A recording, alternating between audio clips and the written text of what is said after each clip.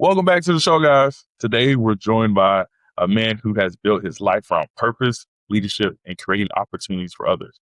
Our guest is Isaiah Sweetwine, founder of Sweetwine Enterprises and the AFTERU Podcast, an entrepreneur, visionary, and a leader dedicated to making lasting impact through business, mentorship, and community. Isaiah's journey is one of resilience, faith, and an unwavering commitment to turning challenges into opportunities. Rather than simply chasing success, he focused on building a legacy that empowers people around him.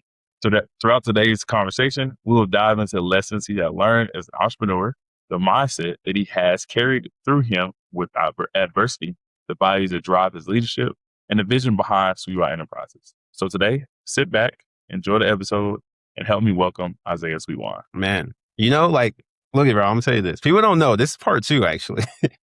Yeah. This is part 2 onto, I can't remember where we recorded the last one. Great intro, bro. I think we ended off the last podcast saying that you was like one of the best podcast hosts. So hey, maybe we can put a link to that back in the college days right there. This part 2, man. This part 2. This part 2. It's a little weird getting on my I guess on the podcast I found it, man. It's a little odd, but I guess we'll do it. We'll do it anyway. Yeah.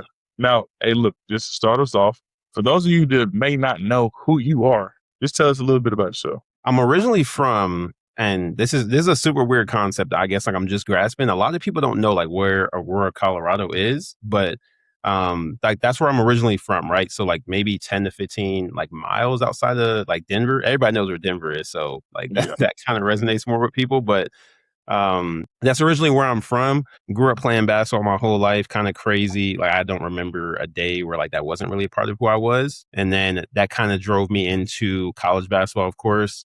For everybody that doesn't know, there's also a super crazy statistic. I guess we'll put this out there, bro, that Gavin was my college teammate and my RA. Super crazy, super weird. But during college, so originally being from Aurora, that kind of drove me to playing college basketball a little bit. Lots of crazy life experiences throughout that journey, but I mean, I never thought I'd end up in Arkansas. I never thought I'd be in the places that I ended up in. So translating that, getting into business is also a whole different sector of life, I think, for a lot of younger people, I think, especially being a young Black male at that. Super hard stuff to get into for sure. But that's kind of where my passion and love for everything came from, was essentially basketball. Being from Aurora, Colorado, I moved around a whole bunch during college basketball. I know when I first went to go play college basketball, man, the NIL wasn't a thing. It wasn't a thing my freshman year. And then my sophomore year, being able to get paid and stuff. So going through that transition kind of, I think it kind of curated a lot of my ideas. I don't know if those were ever things for me, kind of where my thoughts would be at. I know remote is kind of a bigger thing now. And then I don't know, man, do you remember what your life was like before COVID? Because I don't remember, actually. I think everything is remote now. Remote stuff is normalized now because of COVID. I don't think I would have even started a company that was remote if it wasn't for COVID, because I didn't really understand that sector of things, so that's kind of how important that was at around that time. But you could tell me, man, I'd be curious to know if COVID kind of changed your outlook on life too. But yeah, that's a little bit about how I got into college basketball per se. Now, you are a very decorated college athlete. You've got some championships under the belt. Can you take us to the beginning? What initially made you fall in love with basketball? Oh, I don't know. I think in my personal life, I was going through a lot. I think first and foremost, I think when you transition into playing a sport or something, maybe you're not thinking about the accomplishment side of it. I never went, and I don't know if this is this for you too, but as a young athlete, I never went into it I want to win championships, blah, blah. I never went into it like that. I was more escaping things that were maybe happening in my personal life. And it sounds crazy, even as a young athlete, I did enjoy it, but I also just enjoyed not being at home, or I enjoyed the other things I kind of got to get away from as a young kid. But growing into, and I don't know, where the sector kind of overlies, but even in middle school, high school, I just enjoyed just getting away and playing basketball. It's also what a lot of my friends did. So I felt it was easy to kind of get closer to them doing that, So I think what initially drove it for me was just the idea of getting closer to people who were outside of what I was used to. My brothers and sisters also played basketball. I think my brother was a big kind of outlier in that sense. I don't think he gets enough credit, like even from me today. So I guess like I'll give him his flowers right now. It's like he started playing basketball before me, and like I just felt like it was super natural to come up behind him and just keep playing and keep competing. We had like, the typical like basketball hoop like on tied to the drive. We would like go out there and compete like all the time with like our friends in the neighborhood and stuff. I think that's initially what did it for me. But after that, man, I just found out like, hey, this could take me to routes outside of my home. Or if I ever got stressed out, I could go to the gym. It's also a safe thing to do. I think it just kept me out of trouble as well. I don't know if that's why a lot of parents put their kids in sports these days, but I think it kind of saved me from a bunch of things I could have been doing, to be honest. Okay. Now, like as far as your journey, like I can pretty say you're very decorated. You've been to multiple colleges, played at multiple levels, had different types of teammates. Now, how does that move continuously really affect your outlook on basketball and, of course, business? Yeah. So you're saying like the move from like college to college, like being in different environments and things like that? I think, like I said, COVID was definitely super impactful on my like decision making. So, like for everybody that doesn't know, I graduated, went to college, COVID year 2020. A lot of athletes can relate to that. A lot of schools weren't playing. A lot of sports like weren't active, and I decided to go to a school that like promised me essentially that hey, we're at least going to compete. That's all I wanted to do, Gavin. Like I just wanted to compete. So I was like, okay, cool. I don't care what level it is. So I moved from, Aurora to Kansas at like 18 years old. Went out there during the COVID year, like to be honest, man, like my personal experience of it, and not even so much more like the basketball. Like my personal experience of it was awful. Like, half of my freshman year I was in a hotel. And like our COO, Shay, like the CEO of Sweetwine Enterprises can attest to this because like, man, we were like side by side in hotels like half of our Oh, wow. freshman year. Every time I got quarantined, he was there. Like we couldn't talk. It was a super odd thing to kind of look back and think like that was super normal at the time. But um, I think being in different environments kind of also made me have to jump into different spaces. Like, when I first moved to Kansas, I'm not going to say I was the best communicator. Like I just wasn't good at like expressing myself, but COVID made me have to do that simply because of the fact that obviously we weren't in person. You had to learn how to send emails. You had to learn how to write documents. You had to learn how to do all that stuff. And I think that was just the biggest like learning curve for me. That also helped me as like a young college athlete at that time, just being expressive. I know like when I transitioned to being a college athlete, I was like going to be a point guard, like I'm 6, maybe 2.5, 6'3". Like I knew I wasn't going to go in there and be a center that just like dominates the game in that type of way. So what else could I really do? I have to be able to speak, have to be able to be vocal in that sense. And so COVID definitely taught me that, man. Cause like, I had a public speaking class, craziest thing ever. I had a public speaking class when I was recording. I was recording speeches from like a hotel room. And it's just like, that's super weird because otherwise you'd be giving speeches, learning how to communicate, and that could translate into college basketball. But for me, like it was super odd because I was just in a place by myself, and I think going from that back into the transition into the real world, like, okay, no mask anymore. We can compete. We can play games in front of crowds.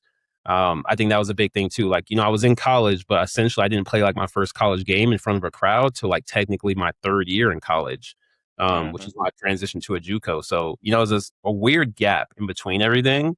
But I think COVID definitely helped me. Like, it's really traumatizing actually, like what happened around that time. But I think it definitely helped me kind of grow like the other sense of myself that I probably wouldn't have otherwise, honestly, like the communication skills. Cause yeah, for anybody that doesn't know, I think I'm pretty quiet, honestly. Like you can even probably our college days and be like, yeah, this dude's like doing stuff I don't even know about. I don't even know if Zay's in his room or not. Like, oh yes, definitely. Yeah, just naturally quiet. So I think it definitely helped me kind of transition and get into different environments.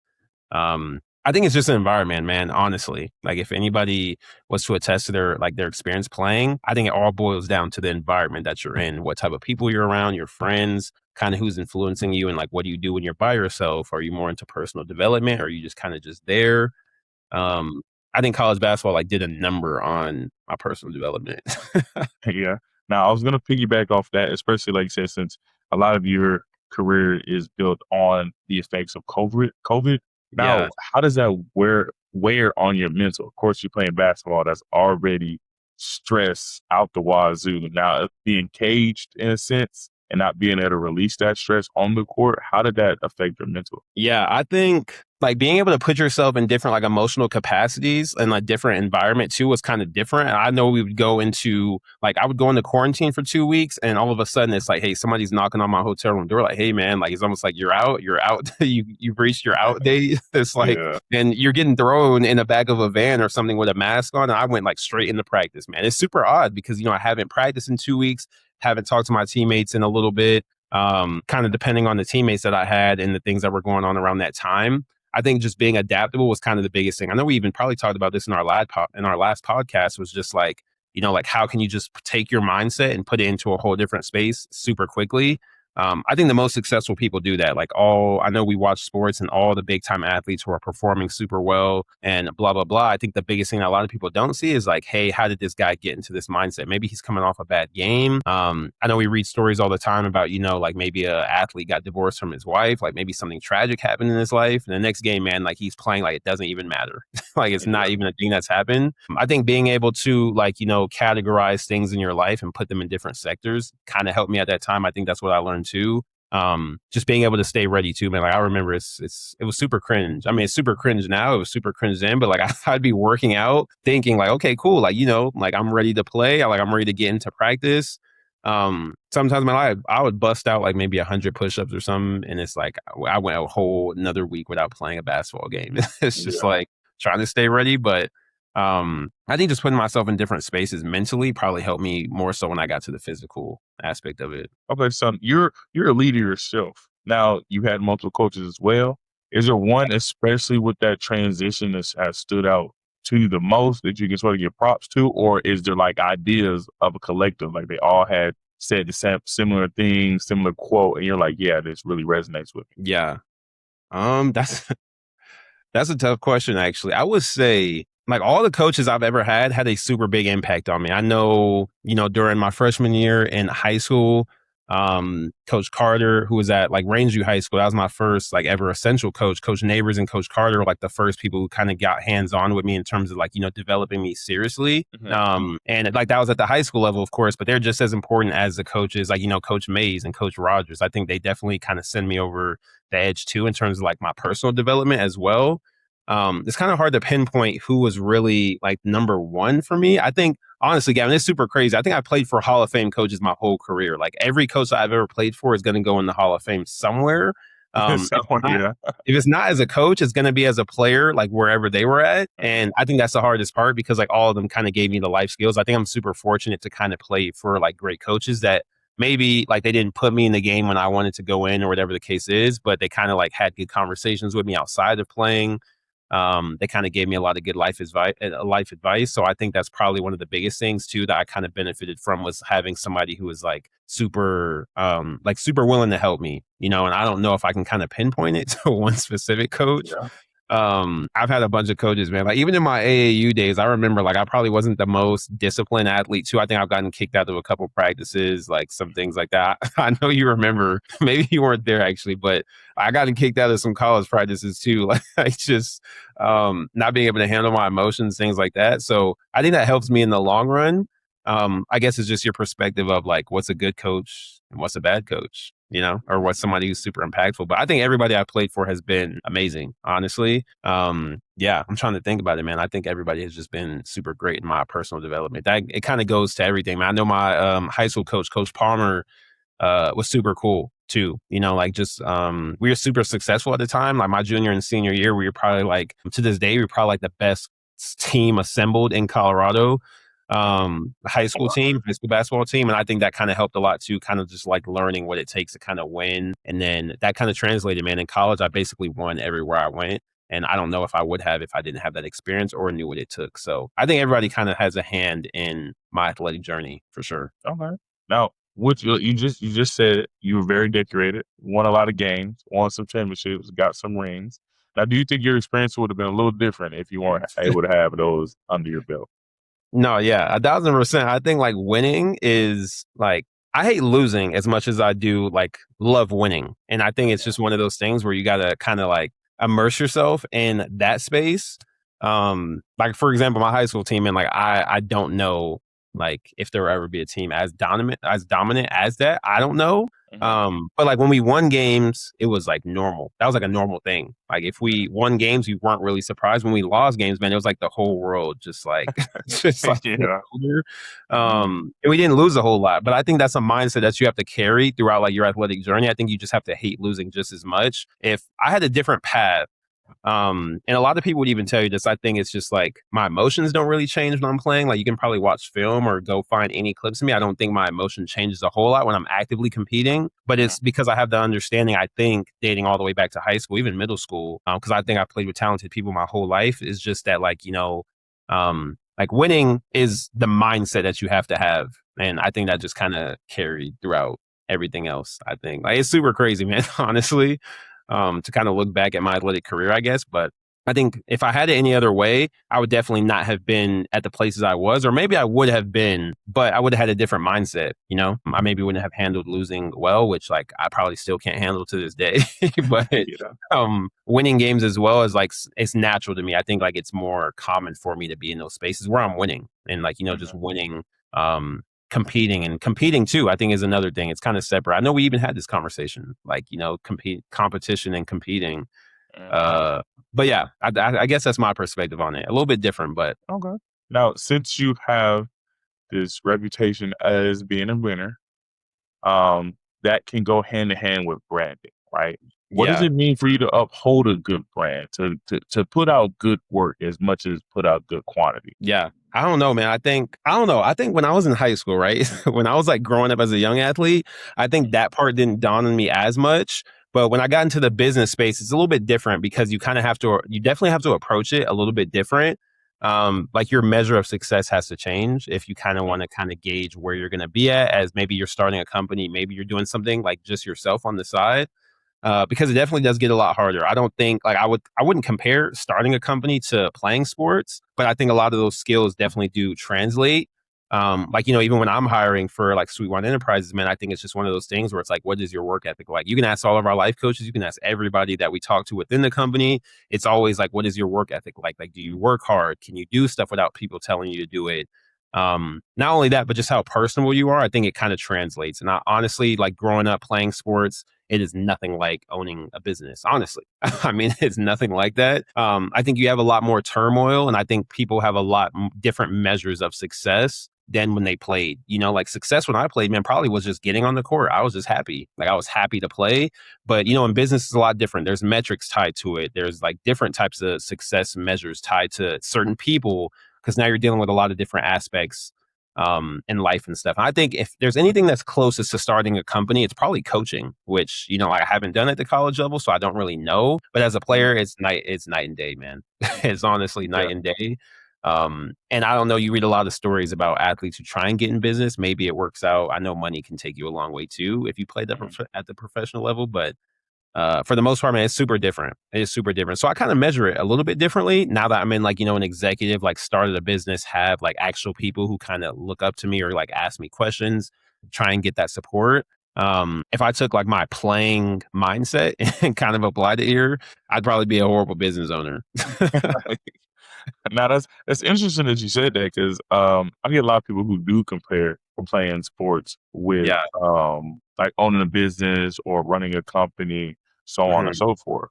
Now, with that being said, if you think of it differently, what is the biggest adjustment that you've had to transition from having that player first mindset, do it all mindset to now being more of a I got to take the reins of back a little bit. I got to monitor, adjust, correct if needed. Yeah, I think the biggest thing, like I said, was the measure of success, honestly. Mhm. And I think like there's a direct correlation. And there are direct correlations from being an athlete to owning a company. I think the biggest thing is like the instant gratification. Like, hey, I'm working hard, I want to play. Like, hey, I'm working hard, I deserve playing time. Hey, I'm working hard. Why the hell aren't my shots going in? Like I just spent Mm, like 3 hours in the gym after practice. Why aren't my shots going in when I play in the next game? I think athletes come from a more like instant gratification type of process. And I think that's why a lot of athletes are frustrated, man. Like, that things aren't going their way, that they aren't becoming pros. But I think it kind of translates into the business world too. I think it's like you want to start something and you want to be successful at it. There's also, I know we had Bridget on here, man. I think she made a good point that there's like a fear of failure in a lot of people that stems from them being an athlete. If they're kind of that athlete transitioning into the business world. Now, I guess that's not to say like, that represents everybody in the business world. There's business leaders who haven't played a sport, but I think there is a fear, man, honestly. And I think the biggest translation is that instant gratification. I think the other part about it is probably just the whole like measure of success, I think people measure success a lot differently. A lot of people measure it by money. A lot of people measure it by a whole bunch of different things. But the way it kind of was easily put for me, I think success is more so like the knowledge that you have and the impact that you have. I think what we're doing at Sweetwine Enterprises is a great thing. But a lot of those people, Gavin, they'll tell you like they probably like, I didn't make $100,000 in the first year that I was a life coach, or like I decided to go put my space in a place where I could help athletes or whatever. But again, it kind of just depends on your measure of success, honestly. But being a business owner and a company owner, to me, it's just more so like that measure that you kind of have. And in my head, I don't wake up like, who has what, who's doing what, who's made the most money. I just think like, who has a passion for like learning more. And I think that's what made me a little bit more successful than maybe, a lot of people that I've been around in my life. It's just the idea like I never wanted to stop learning something.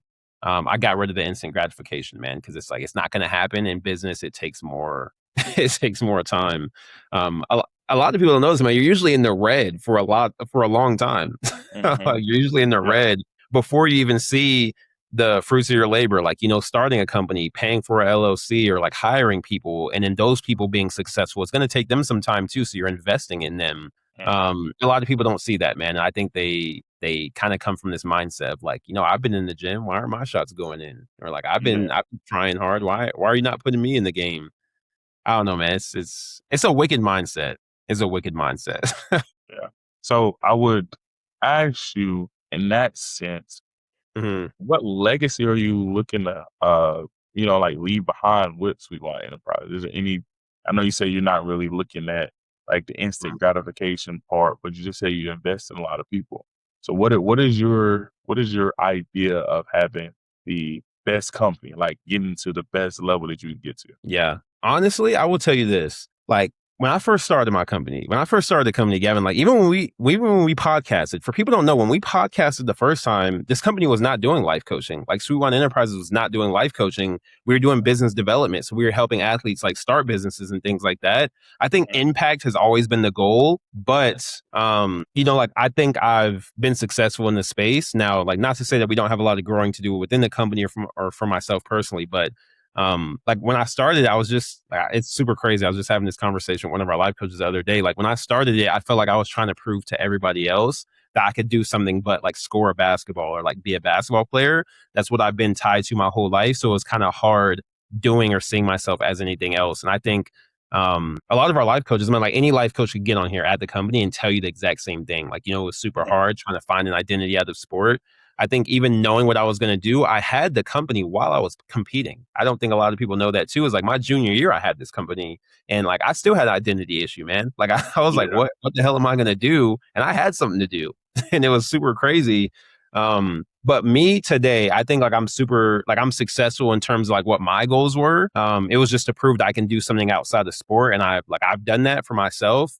When I initially started though, it was for everybody else, man. Like I had a horrible mindset. I used to stress. Gavin, I'm gonna tell you this, man. I used to stress about people during those times that like aren't even relevant anymore. It's super crazy. Like I would tell anybody, like a lot of times you're gonna stress about things and people that like aren't even gonna be relevant when you make it to wherever you're going, man. Like I stressed about people and things that like aren't even around anymore. Like whatever it was, a person, like a woman, my friends, like people who I'm trying to get involved into what I'm doing, like all those things. And like that person is nowhere to be found, couldn't text, couldn't call, couldn't like lend a hand in anything I'm providing today. And I think that's where a lot of my stress came from at that time. Super crazy idea though. Cause at that time, man, like you could have checked in on me, popped in on me, whatever. And I would have like been super stressed out. About somebody who like 2 years, 1 year, 3 years, 5 years later is like not even around, like not even doesn't have a hand in anything I'm doing. So to me personally, I proved to myself what I wanted to do. And I tell everybody, like, I just kind of use my platform now to kind of help other people, not prove it to other people, but to prove it to themselves and kind of find a purpose to impact other people. So I guess it's like Sweetwine Enterprises, like, dissolved today, like Yeah. dissolved and kind of like fell off the face of the earth today. Like I'd be happy, with myself because like I did something that like I wouldn't Mhm. ever I could do, like start a business and be something outside of a basketball player, you know? Yeah. Yeah. Now, you talk about stress a lot, especially like you said. I think college is one of those places where stress Yeah, is always going to come, regardless of what it is. yeah. Now, how do you handle now? Not back in the day, but now, how do Mhm. you handle your stress, conflict resolution, especially in a business setting where you have to, talk to an employee or you have to give Mhm. that good news or bad news to a recruit, so on and so on. Yeah. I would say like this is gonna sound super cliche and probably not gonna come off to the to the wrong person. I think. And I Yeah. think this will come off to the right person, but like my theory. I got a theory. My theory is that No. like what, Go ahead. what man? You don't want to hear Go ahead. my I'm theory. here. I'm here. I'm all ears. I'm all ears. Like my theory, it kind of piggybacks off of what I was just saying, but my theory is that like the things that you think matter, like really don't matter. Like honestly, man, I was just telling one of our life coaches today even, like when you walk out your house, man, the amount of people, and this is gonna sound insensitive. I hope it doesn't come off wrong to a lot of people, but You definitely will. I guess I'll edit it out. I guess if it does, who cares? But like, dude, the amount of people who don't care about what you're doing, like, or don't care like what you're doing in the moment that you're doing something is crazy. It's like it's more people than not, obviously. And I think like that's the biggest thing. Like it's the biggest thing is that like you probably are overthinking or doing something else in terms of like, hey, like, this person may think this about me or whatever the case is. The amount of people who think about you when you walk out your house, like when you're driving down the street, blah, blah, blah, like it is such a little, it's a little group of people. Mhm. And I say that, in terms of like, like your parents, like your friends, your girlfriend, your boyfriend. But outside of that, the people that you think matter, they're not even thinking about you. Like, and Mhm. it sounds super crazy to say. Like the amount of times you probably wouldn't do something because you're worried about that person who you don't even know on Instagram sliding by or like, swiping through their timeline and seeing you do something that's like, like that's weird. Why the hell is this guy doing this? But Mhm. the group of people who actually like know what you're doing and care is like super small, unless Gavin, I'll give you a caveat, I guess. Yeah. Unless you are doing a lot of networking and obviously a lot of people know about what you're doing, they have a care and genuine care for you, or like I don't know, I guess like the one-off experience where like like maybe you become famous or something, which is not everybody, but Mhm. it's just one of those things where like not a lot of people are going to know what you're doing, care about what you're doing enough to talk to you every day or like check up on you every single day. Like think about it in your personal life, how many people do that every single day? Probably not that many. Yeah. you know Yeah. but you probably care so much about what people think about you, and that's kind of where things get blurred. I think that's kind of where things get blurred for a lot of people, but um I don't know if that answers your question, but I think that's just like the biggest thing with people that I notice is just a lot of Mhm. people, they think like, hey man, like I care. Like I do care. That's okay. That's a good thing to kind of keep with yourself. But like, the reality is, man, like, how many people care about like, what we're doing at the company? Like probably not that many people, which is okay because I definitely understand that. But you have people who just care so much. And that could be like, it could be somebody who is like, trying to be a life coach or an athlete right now, a coach, whatever it is. It's just the number of people who like do actually care is really small. I mean, it really is small Yeah. unless you're doing other things in your life that kind of like gravitate them towards you. So it's a weird dynamic. Honestly, it's a weird dynamic that I don't think a lot of people will grasp in their lifetime. That's why it's super weird, man. That's why you see like when rappers like pass away or like like super like big icons, like their numbers are gonna go crazy. Like their Yeah. streams go up, their followers go up. But while you're here, it's like it's a weird dynamic because not that many people care. I think the people that do care, you got to keep them super close, man. Because that I think is taken for granted for sure. Mhm. Now, earlier you said that the closest thing that you believe is similar to owning a business, starting a company, is coaching, and that's something you haven't Yeah, done. yeah, Well, technically, in a sense, you are doing that now with, of course, your company. yeah, Now, the biggest thing a coach has to do, especially at the college level, now high school level, depending on where you are, there's differences, right? But as a yeah, college coach, what you do is you recruit different players, size, height, walks of life, religion, ethnicity, all this good stuff. You recruit them from different walks of life, and you're supposed to mold this person, this grown adult at this point, yeah, to have the same mindset, to have the same goal that you have. Well, there's something we call buy-in. You bring someone in, you got to make them say, hey, I want this just as much as the next guy.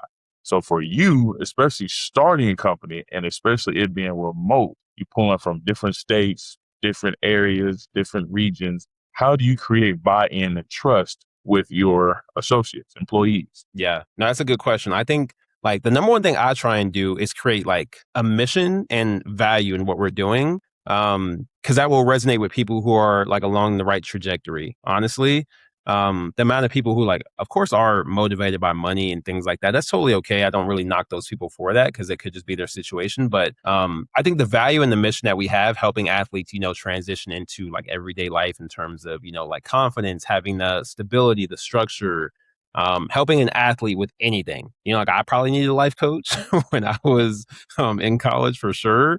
But like helping athletes with that type of stuff, I think it's more so the value in the mission. So like, you're right. I can't really take a person and kind of like, get them fully on board. Just like, you have college basketball players, you have pros even who are super good and they don't stick around a whole lot. They don't stick with their teams. They don't get like, they don't get that next contract. They don't get that next scholarship.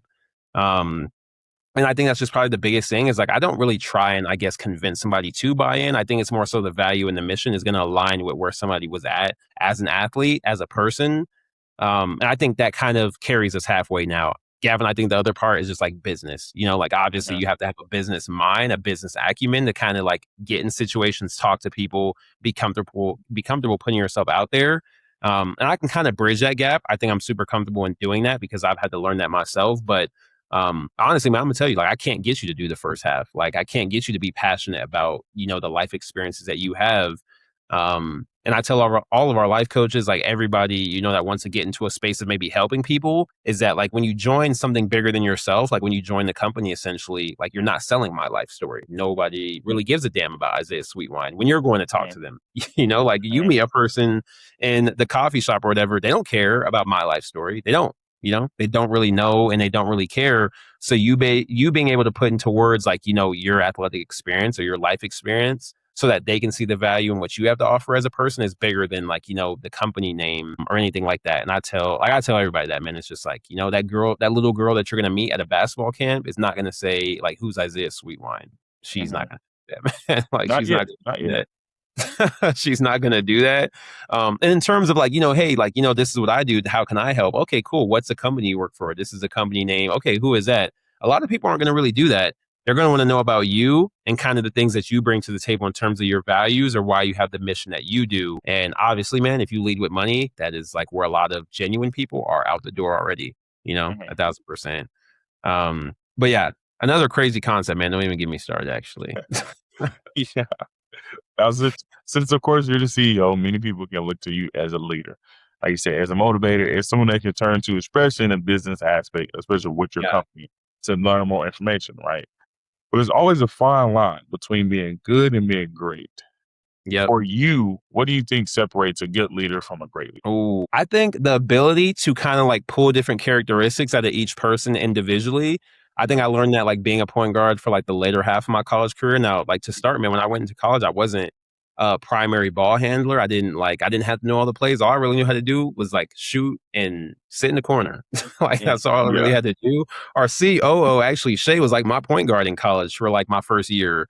And I didn't like, transition into that space until like maybe like my last year at Lyon College. Like, I didn't transition to that space. So I think the biggest thing that kind of separates the two for sure is like communication, man. Like if you can't talk to people, it's a super big thing, but also kind of like what I just said, pulling characteristics out of people individually. If you take like a one size fits all approach, like that is not the approach to take, mainly because like, different people come from different backgrounds, different personality traits, a lot of that stuff. That's kind of what I'm learning now. But I think college basketball definitely helped me. Being a point guard definitely helped me because like I can yell at certain people and like I can tell people to do certain things. I'm thinking of like Malik, man, off the top of my head. Yeah. But like you can get people to do certain things in a certain way, and then you couldn't talk to people in certain ways too as well, So a good leader and a great leader is going to come and like, hey, do I know the person I'm communicating with, or do I just take my own coaching approach? Do I take my own style?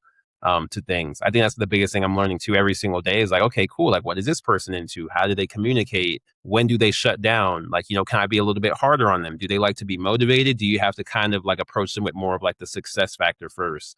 For example, like the approach I like to take is like in my head, I just call it like positive, negative, positive. You approach somebody with something positive first, like, hey man, you're doing really great. Here's where we could get better. But like, hey, again, you're doing this really great.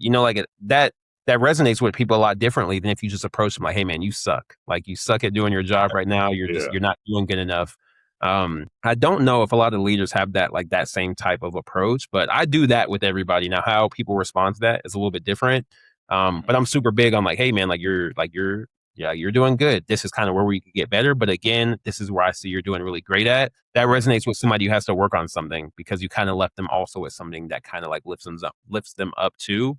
But like the difference between a great leader and a good leader too, man, could just be simply like the showing by example too, which I try and do too as well.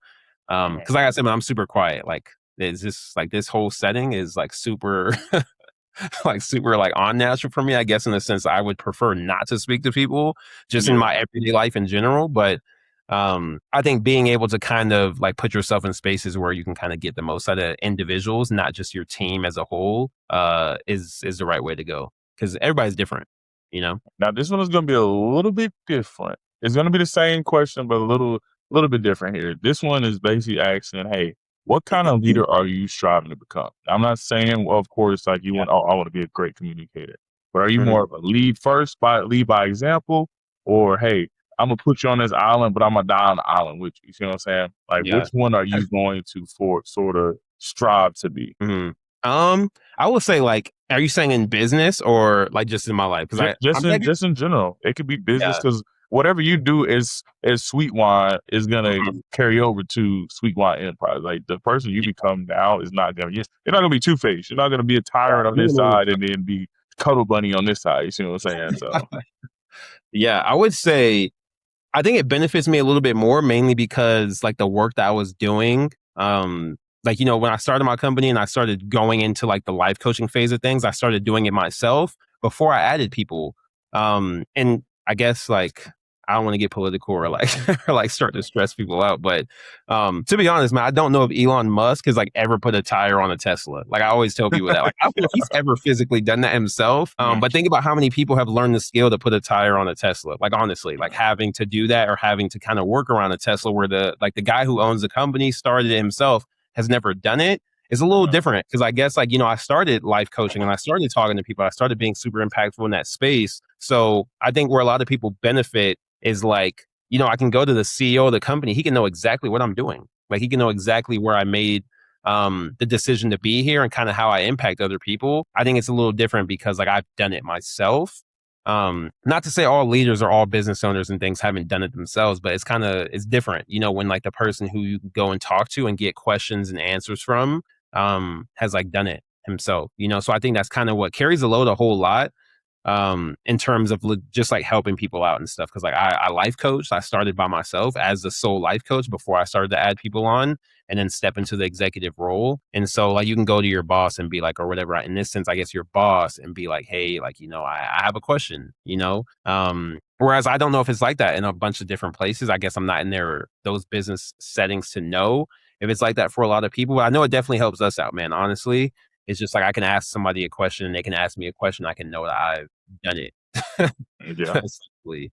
But I think that helps. I think that's just one of the biggest things is like being a leader. I think it ties back into being a leader. It's just like, your leader has done the work and kind of went through the similar things to kind of know that you can trust and confide in them to kind of get you to that breaking point. Okay. Now we're going to switch gears a little bit. This is going to be more of a relaxed section. We're going to do a little rapid fire. You give me the question. I'm going to ask you the question. You give me answers and we're going to move on. All right. Basic first question. Are you a morning person or a night owl? I know the answer, but you can tell it. No, I'm a night owl, bro. I will tell you, if you ask any business owner and they say that they're like, okay, morning person is decent. Like I wake up early, but honestly, I don't think I'm super productive during the day. I think I'm like super productive at night. It's a weird thing. I think it's a weird thing with like entrepreneurs, business owners. Like for some reason, man, like 2 a.m, that's when like your brain fires and turns on. And that's where I've came up with the best ideas I've ever had, man. It's like late at night. So I'm a night person. I'm a night owl for sure. I think that's my thing. Okay. You got a favorite book, one that's particularly impacted your life, and why? To be honest, no. To be honest, I don't have a favorite book. I think I read a lot to where like the concepts kind of just jump from book to book. I remember like, I can't remember the exact name of this book, but I remember when I was first starting like my life coaching agency and stuff, when I tried to transition into that space, I read a book from like a small author. That's probably why I can't remember. She was like a super, super small author. She wrote a book on like how to just overcome like the who gives a shit mindset. Honestly, like just go out and do something. Like who cares about where you're coming from, what you look like, just go out and do it. I'm gonna have to find that book. I'll probably just share it with my team or something, like not on this podcast or whatever. I'll probably do a little gatekeeping, but that was a good book, man. I think like that's kind of what the turning point was for me in terms of like reading stuff that was just like, okay, like who cares, you know? I'm just gonna go out and do something different than like maybe what a lot of my peers or a lot of people that look like me go and do. And I think that's probably like the most memorable book I have. I know I definitely have it for sure. I think it's called like Who the Hell Is to Tell You That You Can't like start your own company? Like honest to God, I think that's what it's called. Like it's crazy. Straightforward. Yeah, I like it. Yeah, just like really straightforward. A lot of good points though. Something like that. I know it's definitely called something like that. But honestly, man, like I don't think I have one specific book. I know The Power of Going All In is a super good book too. It kind of just tells you like, you know, the things that are kind of like take place when you decide that you want to do something essentially, and what comes with going all in. I think that's a good book too for people who are just like, you know, like, hey man, I'm in a bunch of different areas of my life. So The Power of Going all in, if I can kind of like, if I have to answer that question, I would kind of just say that. Good book though. Good book. Okay. What's one word that you think that people would use to describe you? Think or like they don't know. They don't know how to describe me. No. They like they're describing you. What is one word that you think they would use like most common? Dude, I don't know. What they say is that he's independent. He's hard work. You know the basic ones. He has a beautiful smile. Yada. Look, man, that's 2 words. That's 2 words, bro. That's 2 All right. words. Okay. You know what I mean? I don't know, man. Honestly, I think a lot of people say I'm quiet. Like a lot of people would say that, mainly because I don't think like the things maybe, and I guess I'm making a prediction here. Maybe the things that I've accomplished don't equate to maybe like the things that you see on the internet or social media, or you know, the impact is not always super out there too. You know. So I think that kind of equates to like me being maybe more reserved or more quiet. I know that's how my family would describe me too. I've kind of heard that word a little bit. It's just like, I'm just pretty chill. I'm more calm. But I'd also say maybe, you know, if I didn't have to pick quiet, I'd probably just say passionate. Maybe if you ask anybody in the business setting, kind of like what I do, like what I've built, what I've done in my life, I kind of have a sense of like passion, definitely. And then maybe wise too. So kind of give you 3 answers to that. Maybe wise is probably what you would hear a lot more. Cause I can probably like talk for days, man. Like you probably actually have to just like hit the end recording button on this. Right? Like, if you don't want life, like philosophy and ideas, then I'm not the person to come to, honestly, man. I'm really not surface level. I think I'm really like I have a lot of depth to me, and I think I'm like deeper than anything surface level. So I think I kind of like phase out things that are super surface level. So depth too could be a word to describe me. I think a lot of people would kind of say that. Yeah, 4 words. 4 words right there. I asked for 1. Okay. I don't know, man. I'm trying to think. Like quiet is a big one. Quiet is a big one, but you wouldn't take that from anything. Or a lot of people are like, how the hell are you quiet and you own a company? It's just that can't go hand in hand. But honestly, man, I'm super quiet. I really wouldn't speak unless I'm spoken to in a lot of settings. So let's just go with quiet. Hey, they do say opposites attract, so that might be why you got a company. Let's go, man. But the next one is favorite motivational quote, and this can come from anywhere. This ain't got to be like something your coach said, something you saw online, yada yada. It could be anything. You could have made it, and you like thought it was hard. So I think I kind of gave it out already a little bit. I think like in this generation of people, right? I think a lot of it is more like, you know, social media and what success means to them. I don't think a lot of people have that definition like painted out in their head super clearly, which is okay. I think that bar is changing all the time. You know, like before 2020, like I don't think remote work, social media was a super, super big thing. But now that bar has changed, obviously. Like you can't be owning a company, running a company without social media. So, you know, I think that bar is always like getting pushed back. That goalpost is always getting pushed back. But I think the whole idea of like, you know, defining the measure of success for you, And I know like even Reeves got on here with you in episode 2 and talked about like the comparison game. I think that kind of goes hand in hand with the measure of success. And I think we even talked about this last time on the first podcast. It's more so like, what is success to you and kind of how are you measuring it? And now that I'm in a business setting, I think more so for me, it's a lot of like, the knowledge I'm getting, kind of going back to that knowledge sense. To me right now, like owning a company, making the money I've made, whatever the case is, being as successful as I've been, it's always just knowledge to me. Because if you think about it again, like I probably couldn't have done a lot of those things without knowing anything, like, and a lot of people make money not knowing anything. So, it's different. That's kind of what I'm saying. That measure of success is just, it's different for a lot of people. I think now maybe I'm going into a little bit more so advice and not a quote, but I think you kind of have to define like that measure of success for you, because that's kind of where it starts at. And that'll kind of like, clarify why you're doing the things you're doing. How do you know you're doing good? Because if you ask anybody, man, they probably don't think they're doing good because of something they've seen on the internet. 90% of the time, that's probably what it is in relationships. Dating back to when like I stressed about like, relationships, women, like whatever it was in my personal life, it probably didn't stem from anything that was actually happening in my life. It just stemmed from where I thought I should be. Super stupid. Super dumb, actually. Because now I'm in a whole different space, and it's just like that person or those people aren't around anymore. And like I said, that goalpost has gotten pushed back. So, I thought I was going to become something. Maybe I became that person or that thing. But now the goalpost is way over here now, and I got to accomplish or reach that again.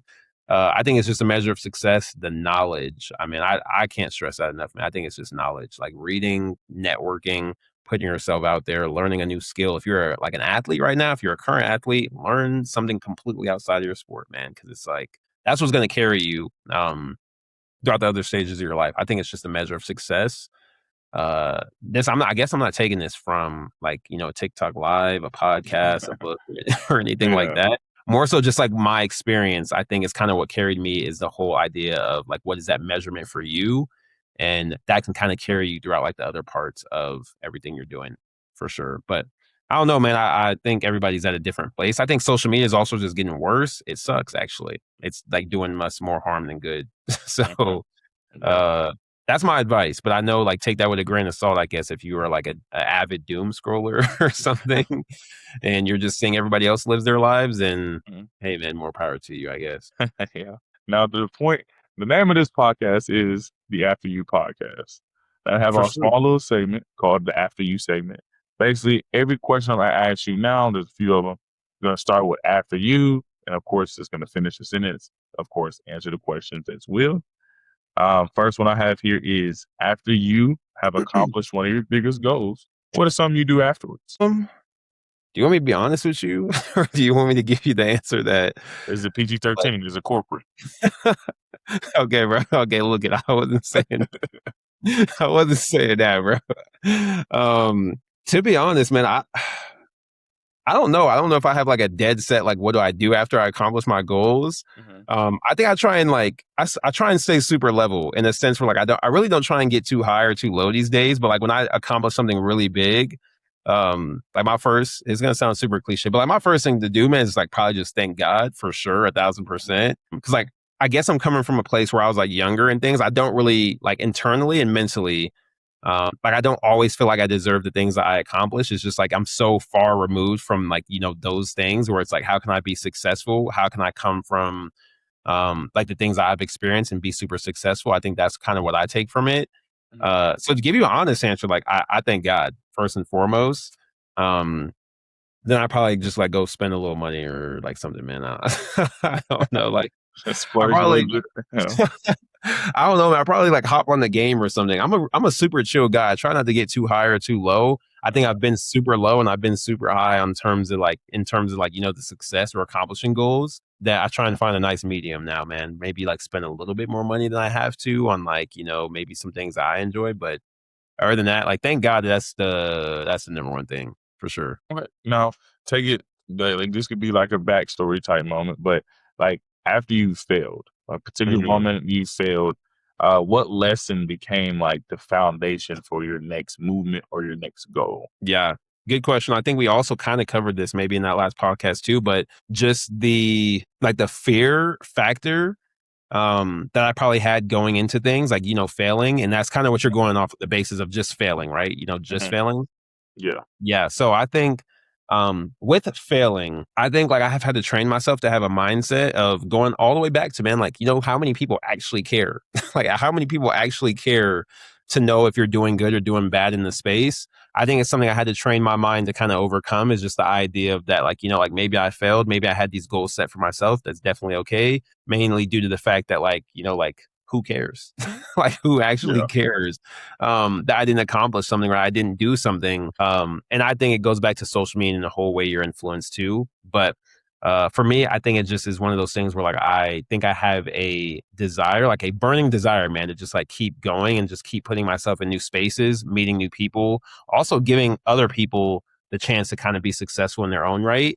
I guess I could have my own idea about like how successful the company has been. But to a lot of people, man, like life coaching, helping other athletes, that's their dream and they've got to accomplish their dream. So like, how unsuccessful am I really if I got to put somebody in a position to be successful? There goes one for you, man. there, goes, Yeah. there goes something for you. I mean, honestly, think about it. How unsuccessful have I been if I got to put people in positions to kind of like impact other people? And I guess like obviously make a little money doing it and being successful doing it, but something that is super fulfilling for them, I created. Maybe that's just what it is for me. Maybe that's my purpose. Maybe that's what I'm on this earth to do. But when it comes to failure, man, like I don't really, like honestly, Gavin, like I guess we're not gonna edit this out, but I don't really give a damn. Honestly, Yeah. honestly, Okay. I don't really give a damn about the things that like I haven't accomplished because either they're coming or like they're just not meant for me. To be honest, Okay. Now, is it? Yeah, we might have to edit that one out. But No, we the can't. so Yeah, throughout the podcast, and of course you can correct me if I'm wrong, but you definitely have more of a holistic type of thinking.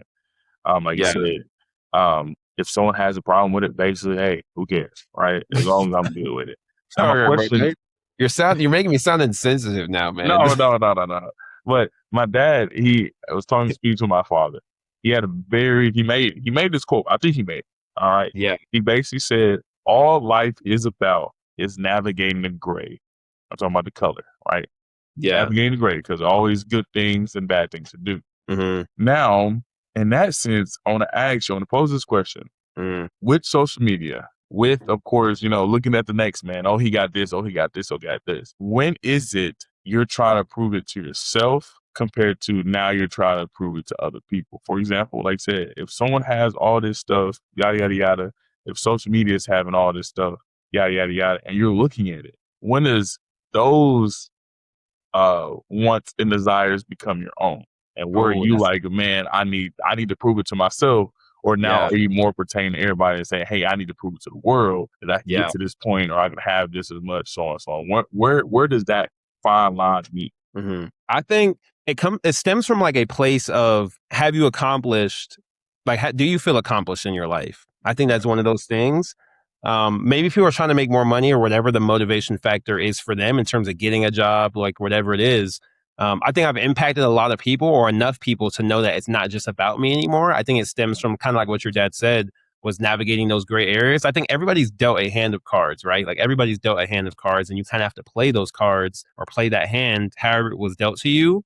And maybe you have a card that's like, you're not meant to be a millionaire. Maybe you're not meant to be a billionaire. Maybe you're not meant to own a company, but how can you be successful? How can you take up the space with the cards that you were dealt, essentially?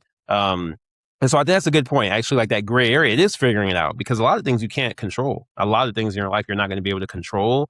And so for me, I think like it has to start, me personally, like maybe this is coming from a business owner's perspective now, but like it has to start with reasons outside of yourself. Because ultimately it's going to come down to the people you have around you and why they're doing the things that they do and kind of why they're in your space. Because I don't really believe in anybody's gotten anywhere by themselves anyway. So if you're thinking about yourself, man, if you're coming from a place of like money, like, hey, I just got to make the most money. Hey, I just got to do this for me. Hey, I got to think about myself. I think that's okay. Like I think that's an okay mindset to have. Don't get me canceled right now on the podcast. Yeah. I don't think it's a bad mindset to have, but like, why are you doing it for the reasons outside of you? Because my whole goal, man, is to like do something that outlives me. Like I didn't want to be a life coach just by myself, start a company by myself. And then just do my own thing, because like, when I'm gone, like when I can't do it anymore, how is it going to live longer than me? Mhm. But to have that kind of perspective, I have to start with the idea of like what is it? What is it that's bigger than me that I want to leave a long lasting impact on other people? And that was a gray area for me for the longest time too. Is just like how can I do something that also is like going to be around when I'm not around, or if I ever decide to step into a new place too. But a lot of people, when they have their own desires, that's a hard question. That's a good question too.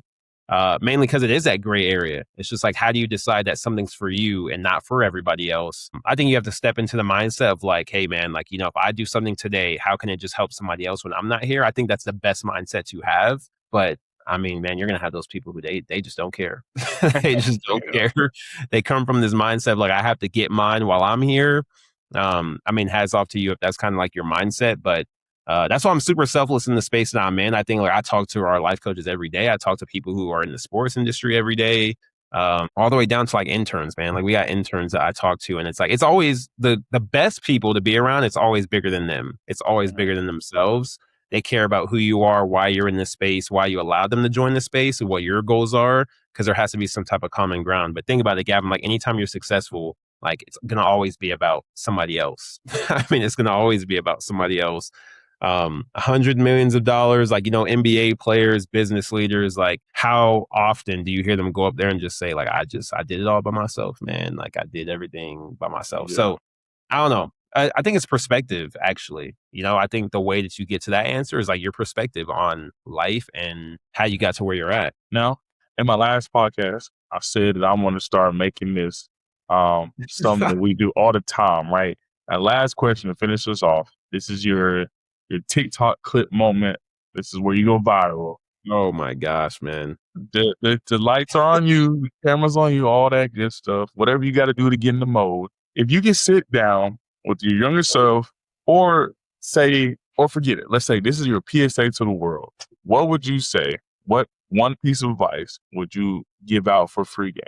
Like I said, this is your moment. Camera's on you. This could change someone.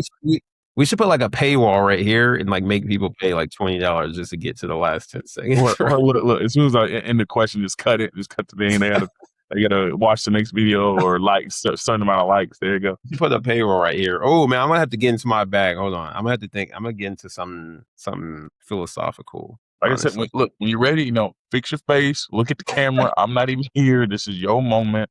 Go crazy. And look, I got something super, super simple. I think it's just like, it's simple. I mean, it really is simple. It really is simple. I've kind of utilized this in my own life, but you got to like be okay with like working hard, with the understanding that even working hard does not guarantee you success. I think that's kind of the biggest misconception too, is that because I stay up all the long nights, because I stay up and I do X, Y, and Z, because I'm putting in more hours than everybody, I'm going to be more successful than them. That's not even how it goes, man. Honestly, like everybody in their own life right now knows somebody who hasn't worked as hard as them, has earned more than them, makes more money than them, probably has like, a happy family, whatever it is. This could be this could be the worst person on the universe to you. Like this could be the worst person on the planet to you, and they have accomplished more, they're doing more. I think we've gotten the idea that like hard work equates to success. It really doesn't. Like it really doesn't. And I'm not going to say that luck is the alternative for that. It all goes back to the knowledge and the work ethic that you have in terms of wanting to like be open and learn more. I think knowledge equates to success, not hard work. And that's a super hard concept for a lot of people to internalize, especially athletes, man. I think this is the biggest translation. Athletes, like 1,000%. Gavin, think about it. You're like, hey, man, I'm spending extra time in the weight room. I'm doing X, Y, and Z. Why is it not working out for me? A super sensitive topic because a lot of people, they give up a lot of themselves to be successful in the things that they want to do. But to be honest, man, like I think, are there people who work harder than me? Probably 1,000%. Like 1,000% there probably are who are working when I'm sleeping or whatever the case is.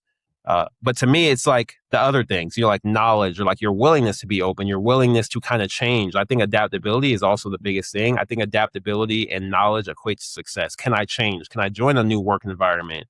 Can I talk to somebody who's different than me? Can I look at somebody who's a different race than me, gender than me, and kind of try and understand them or get on their level in a way that, kind of like helps me in personal development, business, whatever it is to you. I think that's probably the biggest thing to me, man. I think like hard work has, and it's super, like I probably get canceled by everybody who's ever made it. They'd probably be like, that's dumb. Like hard work does work. I'm not saying it doesn't work. But I'm not saying it equates to being super successful, making a livelihood out of what you're passionate about. You know, you can work super hard on things. Like imagine, man, like we aren't in the NBA, obviously, but we work super hard, right? Playing, competing, practicing. So was that like, did we not work hard because we didn't go to the NBA? Are we not successful because we didn't go to the NBA? Like, is that like, you know, I know, it's just one of those things. I was watching like a Giannis interview the other day. So this has been out a little bit, but I always kind of come up on it, and it's just like, Michael Jordan went to the finals like 6 times, right? And it's just like, did every time he not go to the finals and win, was he a failure? Like, you know, like is that a thing? Because honestly, I would tell you no. Like I would, in my mind, just because you didn't win every single year that you went, obviously he won. I think Michael Jordan's like 6-0 in the finals, whatever. But the years that he didn't go, or the years that he wasn't competing for a championship, was he a failure? Like, was he a failure? Honestly, man. And a lot of people would say no. Like, and so why don't you take that same narrative and apply it to your life in the terms of like, hey, I worked hard because I guess I didn't go to the NBA. I guess I don't make hundreds of millions. I guess because I don't have all these followers, whatever the case is. Am I a failure? You know, I think that's kind of like the biggest thing in social media in our generation, man, is like hard work equates to success. It really doesn't. You can work hard and still fail. I think that's just fine. As long as like, you know, you bounce back from that and have a good mindset, then I think that's kind of the biggest thing. I think knowledge equates to success, man. Knowledge and kind of your willpower to be adaptable, be in new spaces, things like that. You know, like living in Arkansas, like 2 years, a lot different than living in Denver, Colorado. Okay.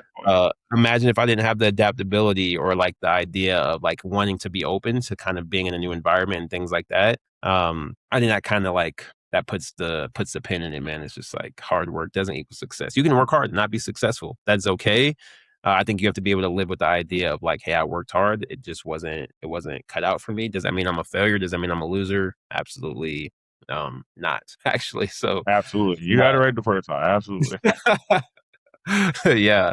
That's my little bit, man. I think that's the biggest thing. It's hard, man. It's hard being a young business owner. It's hard being young and like trying to stay ethical in a space, also trying to be super open-minded to like, you know, emotional regulation, just getting out of sports, super hard. Trying to translate into the business world, of course, but also just like life is hard for a lot of people right now. I know the economy has changed a little bit. The job market has changed a little bit. Like dating is almost impossible. Like, you know, it's a big thing for everybody, like meeting nice people or not having a preconceived judgment of people already. That's kind of why I say dating is super hard, because like you're meeting people who come from different backgrounds, already are set in their ways, or already have that different measure of success. It's kind of what it all gets back to. We'll probably title this episode like measures of success or something. So yeah, at this point, I think that's what it is, man. I think that's what it is. It's just the measure of success and kind of what is it to you. And that will change how you approach your everyday life and how you kind of put yourself in new spaces and how you go home with yourself at the end of the day. Like, I've accomplished a lot. I haven't accomplished a lot. I'm okay with my life. I hate my life. I want to delete TikTok or whatever the case is. But other than that, like you said, great episode.